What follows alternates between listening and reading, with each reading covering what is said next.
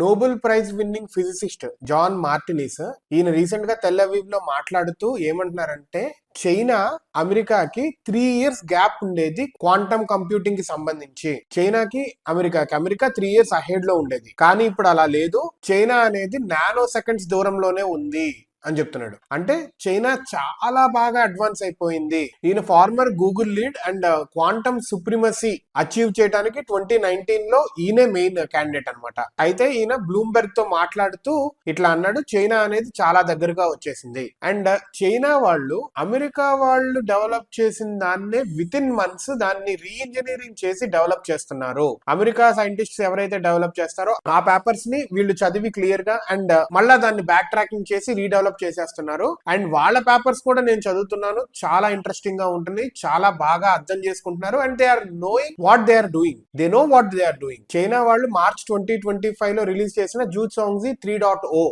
అయితే ఈ జూసాంగ్జీ అనేది ఏం పోస్ట్ చేస్తుందంటే 105 క్యూబిట్స్ విత్ 99.90% ఫిడిలిటీ. అయితే ఇది రైవలింగ్ గూగుల్ యొక్క డిసెంబర్ 2024 లో రిలీజ్ అయిన విల్లో చిప్ ని. అండ్ కొన్ని టాస్క్స్ అయితే 10 power 15 times faster than top supercomputers ఇది వర్కౌట్ చేస్తుంది అని చెప్తున్నారు.